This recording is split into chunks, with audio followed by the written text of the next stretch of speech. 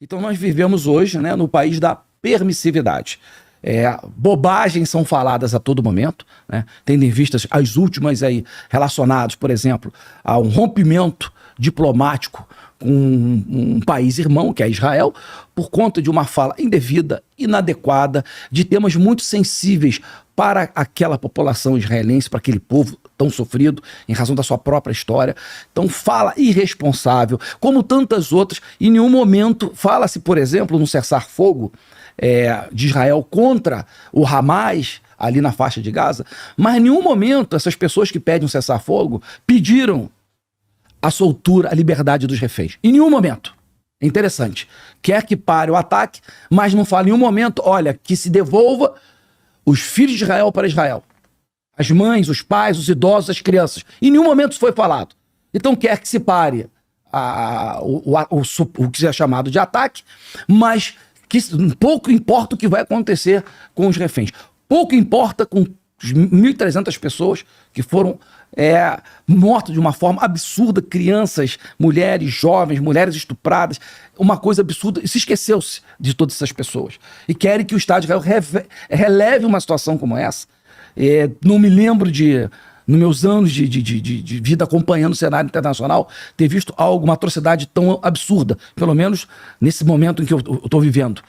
Então, mas, lamentavelmente, nós temos um governo irresponsável que cria esse tipo de problema. Então, o que nós vemos não é irresponsabilidade somente com o que acontece aqui dentro do país, não. É também fora do país. Isso é muito preocupante. O que será de nós daqui a um tempo? Como as pessoas estão recebendo esse tipo de informação? Eu falo cidadão de bem. Os cidadãos de bem se revoltam, razão pela qual 1 milhão de pessoas lá na Paulista, agora no domingo passado, no dia 25. Essa é a revolta das pessoas de bem. Homens, mulheres, idosos, crianças se manifestando. Não aconteceu um problema sequer. Não teve uma depredação, nem lixo jogado no chão. E uma coisa interessante que você vê, ninguém com balaclava, ninguém com máscara na cara. O único que foi identificado, o grupo, os próprios patriotas reuniram para tirar, o camarada mandando o cara tirar a máscara, e descobriu-se depois que ele era um militante radical de esquerda, e que foi pedido para se retirar do local sem problema nenhum. A polícia militar imediatamente identificou e o retirou do local para não ter problema para ele mesmo. Então é realmente um momento muito interessante. Mas o que me preocupa mais, Glauber, é parte da mídia, essa mídia tão domesticada pelo governo federal, pelos amigos que estão do partido, enfim, aceitar isso tudo com uma tranquilidade absurda. Existem algumas emissoras que eu nem dou mais entrevista. Eles me pedem, eu falo, não quero falar para vocês, porque eu não posso associar a minha imagem a esse tipo de comportamento que vocês têm. Então, uma reputação de 40 anos, eu não vou jogar fora. E eu tenho muitos amigos lá que trabalham lá. Alguns me ligam e falam, eu me perdoe, mas não vou falar, porque não há condição nenhuma e eu não quero associar a minha imagem. A última vez que eu falei foi dias anteriores à entrada de Israel em Gaza, porque lá, em razão do que foi falado, o cenário de Gaza é semelhante ao que nós vemos aqui, por exemplo, no Complexo da Maré. Em termos de desorganização urbanística, concentração populacional. E eles estavam querendo entender como Israel poderia invadir aquela área. E tudo que eu disse foi o que Israel fez. Separação em setores, as tropas especiais vão operar, provavelmente as ações ocorrerão do norte para o sul, porque se for o contrário, você tem o Líbano mais ao norte, e ali tem uma crise muito estabelecida e muito séria com o Hezbollah. E para o sul, o que vai acontecer é que o Egito vai manter a sua fronteira, são países islâmicos, mas o Egito mantém a sua fronteira fechada. Eles não querem palestino no Egito. E por que não? Porque a última vez, nos anos 80, criaram a Irmandade Muçulmana, que trouxe um problema sério para o país. Então, eles não querem. E foi exatamente o que aconteceu. E me perguntaram nessa vez lá qual era a única chance de não ocorrer isso. Eu falei simples, que o Hamas devolva os reféns e apresente os assassinos para julgamento. É a única forma de impedir qualquer tipo de ação de Israel em Gaza. E não foi feito isso, então. E o que vai acontecer depois é uma guerra de comunicação. É o que Israel vai fazer e o que o Hamas vai dizer que está sendo feito. Né? Um grupo que mata crianças, mas é um grupo que diz que morreram 30 mil crianças num ataque israelense. Então vai acreditar em quem, na verdade? Né? Eu falei isso, me chamaram de cético, eu vou ser muito cético. Eles falaram, ao vivo isso no ar. Eu falei, me desculpa, eu não estou sendo cético, estou sendo realista. E o que nós estamos vendo é exatamente aquilo que foi falado. Então essa guerra de comunicação já está funcionando, né? E o Estado brasileiro comprou, né? Porque a fala do presidente vai nesse sentido. acreditando que Israel matou em torno de 30 mil crianças e ele faz um posicionamento e mantém esse posicionamento, né? A narrativa é uma coisa muito, muito interessante, né? Por exemplo, eu não sei, alguém acredita que o presidente da República seja honesto? Alguém acredita nisso? Essa é a pergunta. Alguém acredita nisso? Que não ocorreu nada no mensalão? Que aquelas delações, eu gosto de ver muito a delação do Palocci, que era o segundo homem do Partido dos Trabalhadores. A delação dele é muito interessante. Tem alguma dúvida sobre isso? Não. Então, quem acredita num homem como esse, na verdade, é afinado com o que ele faz. E na sociedade nós temos de tudo. Nós temos as pessoas de bem e nós temos as pessoas que acreditam nesse tipo de pessoa, né? E nesse tipo de pessoa você vai esperar o quê? Vai esperar uma atitude pacificadora? No sentido de, não, vamos conversar, vamos devolver os reféns, vamos amenizar os ânimos? Não. Está apagando incêndio com gasolina. O Brasil, que sempre teve uma posição diplomática ao longo da sua história de apaziguamento dos ânimos, está fazendo o contrário. Na verdade, está se alinhando com países afinados com o próprio Hamas, que é um grupo terrorista. Foi criado para isso, é mantido pelo Irã para isso. Então é essa a realidade que nós estamos vendo hoje. Mas é óbvio que a população brasileira é uma população ordeira. Domingo ficou bem claro isso nas manifestações lá em São Paulo. Mas existe uma parcela da população mínima que não consegue nem ser juntada para ouvir o presidente da República, a não ser em áreas controladas. E que acreditam, devem acreditar. Na verdade, eles têm que acreditar, porque se eles concordarem que ele é desonesto, mas ele prefere ele lá, na verdade, está mostrando que ele é um corrupto de natureza. Só está faltando oportunidade. Quem? As pessoas que acreditam que ele é honesto. Eu estou falando isso aqui com uma tranquilidade, mas eu trago a responsabilidade para mim, viu, Glauber, de estar falando isso, porque os brasileiros nós vivemos uma ditadura, sabe disso, né? A gente tem opinião e a gente sabe que podemos ser retalhados pelo próprio poder judiciário, por exemplo, pelas nossas manifestações. Eu estou falando de fatos históricos, estou trazendo fatos históricos.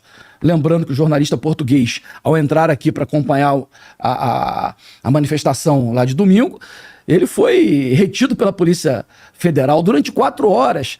Não para saber o que ele estava fazendo no país, ou se ele estava trazendo alguma coisa, estava com uma mochila.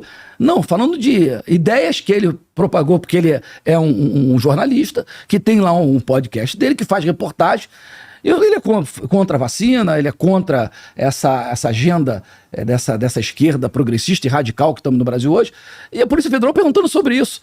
Se não fosse um advogado ter sido acionado rapidamente e o cônsul português em São Paulo ser mobilizado para isso, talvez ele tivesse sido deportado para Portugal. Aí é outro problema diplomático. Olha só que situação que nós estamos vivendo hoje.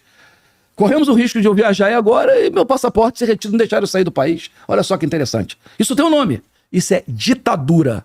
Essa é a palavra correta. Então só posso dizer uma coisa. Abaixo a ditadura. Cara. E o mesmo grupo que lá na década de 80 estava lutando contra uma ditadura, né? Esse grupo hoje está no poder no Congresso, está no poder no Senado, né? No Congresso, no Parlamento, está no poder executivo, na presidência da República, e estão todos também na Suprema Corte porque foram indicados, né? Então tem um certo alinhamento de ideias, né? O golpe foi lá atrás. O golpe foi quando o atual presidente da República foi descondenado. Ali foi o golpe. E o povo brasileiro está pagando um preço muito caro, o Congresso Nacional Brasileiro está pagando um preço muito caro de não ter se posicionado naquela época, né? Lembrar que, lamentavelmente, vou fazer uma retrospectiva, né? Quem estava cuidando da Lava Jato, um ministro de escola do Supremo Tribunal Federal, Teori Zavascki, que morreu, né, num acidente de avião aqui no estado do Rio de Janeiro, chegando em Angra, junto com o proprietário de uma pousada ali, enfim, num acidente de um piloto muito experiente, né? Então essas pessoas vão perdendo a vida de uma maneira muito interessante. Eduardo Campos, candidato a presidente da República, na minha visão, minha humilde visão, era para mim a grande liderança da esquerda, mas aquela liderança inteligente, coerente, né, muito bem centrado, muito bem articulado, e que morreu num acidente também aéreo, de uma forma que, mas tudo bem, correu, vamos lá, morreu. E depois do Teori Zavascki, na morte dele, a Lava Jato passou para o Fachin, e que todo mundo sabe que tem uma amizade umbilical com a própria Dilma Rousseff, o próprio Partido dos Trabalhadores, enfim. Então o golpe foi ali que foi dado o golpe, sem dúvida nenhuma, não há nenhuma dúvida disso. E a gente vê quando hoje a própria composição do Supremo Tribunal Federal, há uma tendência ali política ideológica, já os ministros já falaram sobre isso, negam por um lado e falam do outro o que eles acham. Então é muito interessante essa incongruência, né, mental dos nossos ministros, mas enfim, né, essa é a nossa realidade hoje, mas como a doutrina que eu acredito, tudo passa, isso também vai passar. Irmão, é uma dificuldade hoje estar comunicando, né? Aqui no canal, eu nem imaginava que a gente fosse seguir esse caminho na conversa, né? Nós podemos retornar para a segurança pública. Nós vamos retornar. Mas, assim, para fechar o que você está falando, a própria fala, né, do ministro Barroso, quando ele fala, nós derrotamos o bolsonarismo. Então, quando um ministro fala isso, e aí é fala dele, ele está se incluindo numa questão política partidária. Então, o podcast tem essa preocupação, primeiro, para não cansar a nossa audiência, porque eu sei que a audiência não gosta muito disso, a audiência quer entender os problemas de segurança pública. A gente também não quer dividir a nossa audiência entre quem votou em um e quem votou no outro. Mas, quando a gente tem uma preocupação responsável de comunicar, e a gente percebe que aqueles que podem nos prejudicar não têm essa responsabilidade porque se inclui na questão político-partidária. Então, eu não derrotei nenhum presidente e nem elegi nenhum presidente. Sim. Eu fiz a minha comunicação aqui dentro do nosso conteúdo. Mas um ministro da Suprema Corte disse, em um discurso para uma plateia específica, nós derrotamos o bolsonarismo, aspas dele. Então ele se incluiu, mas só que ele é Suprema Corte, ele não é político partidário. O Lula dizer que derrotou o Bolsonaro, ok. Ele tá na guerra dele, sim, né? Sim. Então, nesse sentimento aí, o Brasil continua confuso, né? Com esses atores, o Brasil continua confuso. O que eu falei? Você disse que nós estamos num ambiente de ditadura. Aí, para mim, é no mínimo curioso, porque esse mesmo grupo lutou numa causa contra uma ditadura, né? Que eles entendiam ser uma ditadura. Hoje eles entendem que não seja e tem um público diferente que pode estar sendo perseguido, você, né? E aí você pode estar me convidando para ir junto contigo, né? Mas é isso aí.